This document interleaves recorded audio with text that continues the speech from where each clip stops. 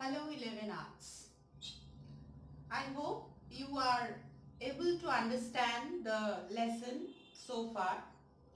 Last class I have explained you about the different stages of the Stone Age and the life of early man during each phase.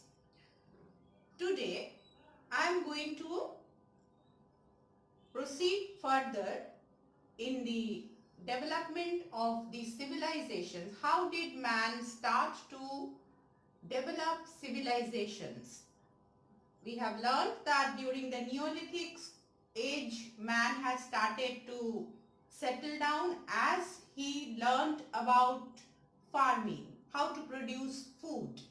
And towards the end of the Neolithic age and the beginning of the Chalcolithic age, that means man has learned the use of metal, copper, and along with copper, stone was also used for making tools. So the period is known as the Chalcolithic age. And during that time, the civilizations started to establish and develop. So we will learn that man started to settle down near the banks of rivers and lakes. Now there were certain reasons behind it. First of all, the climate was very pleasant. It was the river water gave them the pleasant, not too hot, not too cold kind of climate. Then the availability of plenty of water and fertile soil for the purpose of agriculture. And the rivers also helped in the easy transportation, and in this there were a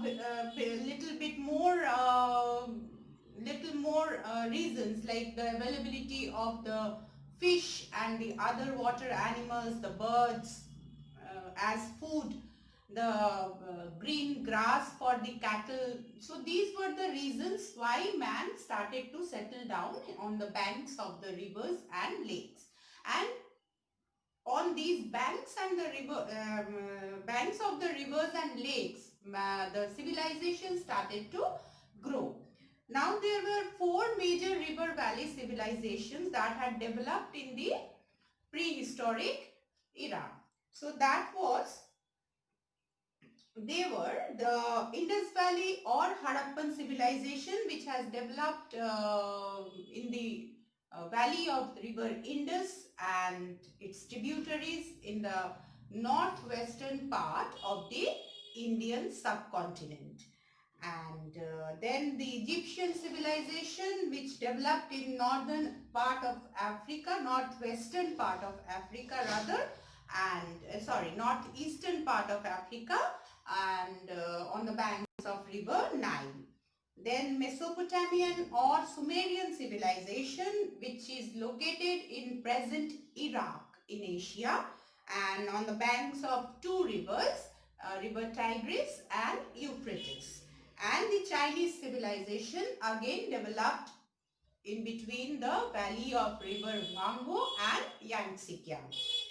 So first we are going to learn about our Indian civilization. Now in India, for a long time it was believed that the Harappan civilization was the first river valley civilization that had developed, but in the year 1974, a French historian and archaeologist, he had found out the remains of another civilization in the valley of Bolan in Pakistan, valley of Bolan river in Pakistan, and near the village of Mehergarh. And so the name Mehergarh civilization, which dated 7000 BC. So it is not the Harappan civilization or the Indus Valley civilization, which had developed during 5000 BC to 2500 BC. Now 7000 BC ago, Mehergarh had a civilization which also belonged to the Chalcolithic age, and they were considered to be the ancestors of the Harappan people. So Mehergarh civilization was the first to be developed in the Indian subcontinent, and then it was the extensive Harappan or Indus Valley civilization. Why Indus Valley civilization is also known as the Harappan civilization? Because Harappa was the first city or site to be developed, to be discovered, and after that the similar kind of sites were discovered along the bank of river Indus and its tributary. So because Harappa was the first site to be discovered, so the remains were similar. That is why the historians and archaeologists named this civilization as the Harappan civilization.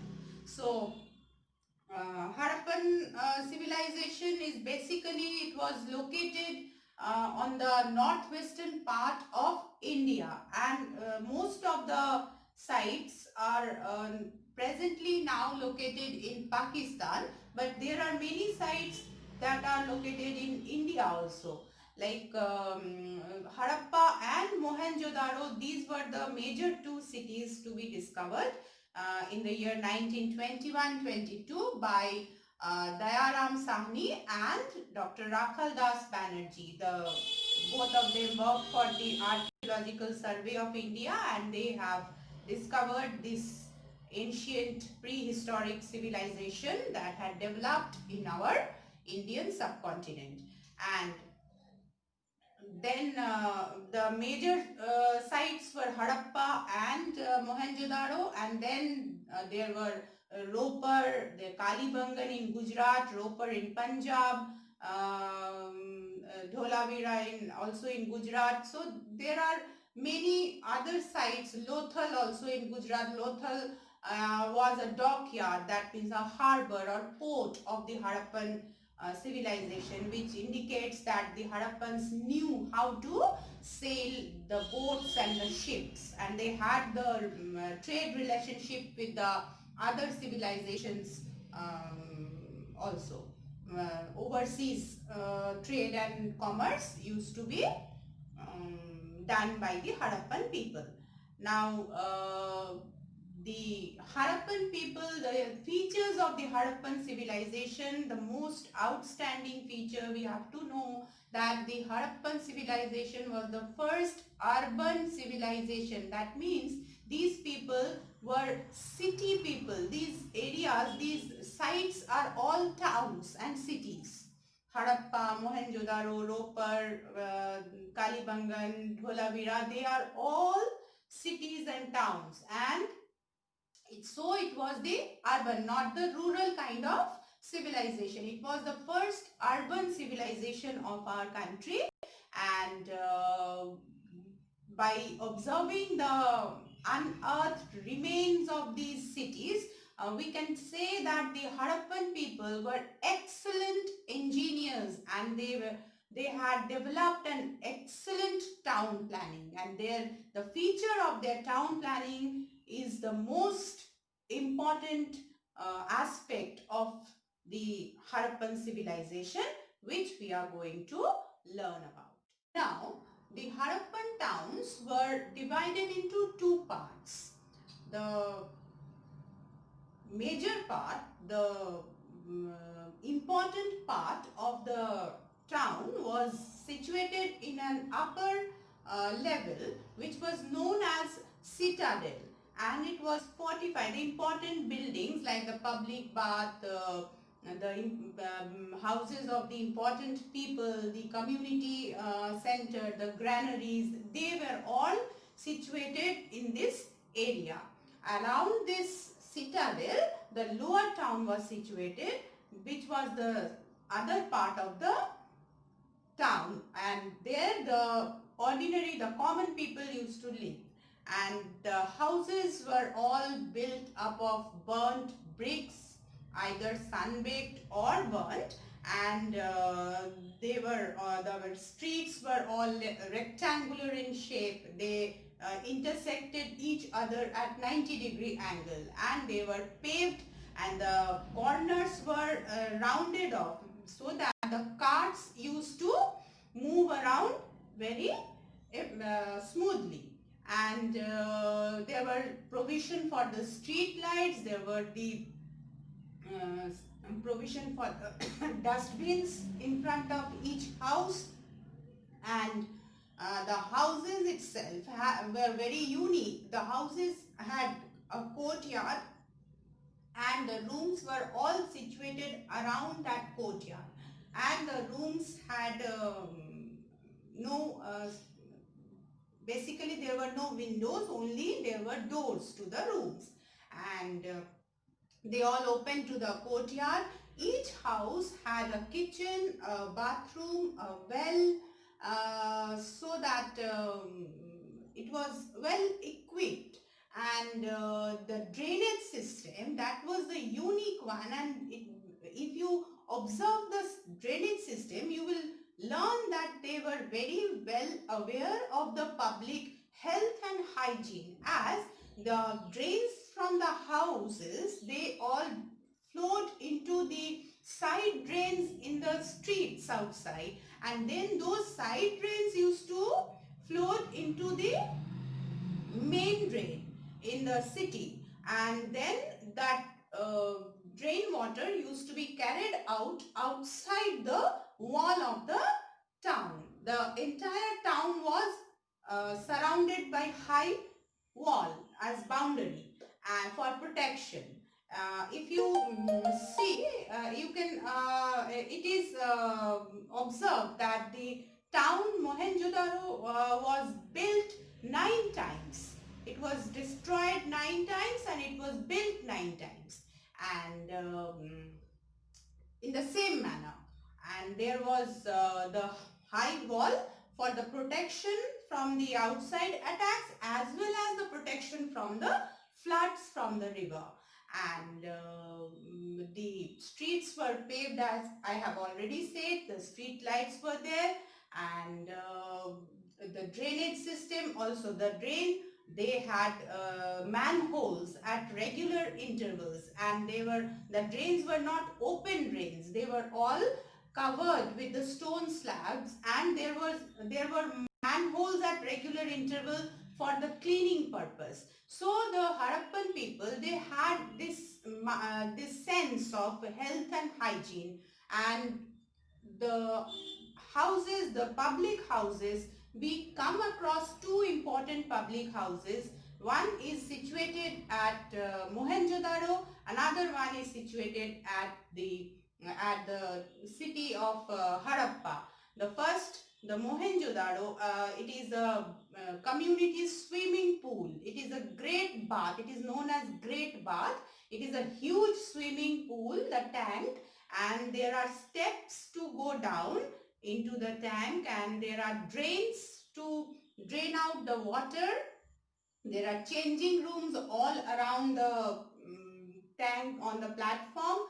So it is believed that they used it for the religious purpose, for joining in any religious purpose. They used to gather and take bath, and then they used to go for that religious ceremony.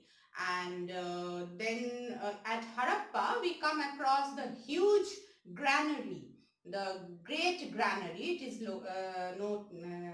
known as the Great Granary, and there we have found out that the granary had a platform around it, and the platform was used for threshing the grains, and we have found the seeds of wheat and barley in the cracks, which indicates that the Harappan people knew how to cultivate wheat and barley, and these were their staple food. Wheat and barley were their staple food, and there were granaries located in other sites also, but their size was not so huge like the one which had been discovered in the city of Harappa. So these were the features of the town planning of Harappa. Later on we will move forward with their religious, social and occupation aspects. Now students, here are some points written about the early river valley civilizations. So you note them down along with the PDF that I am giving you for your reference.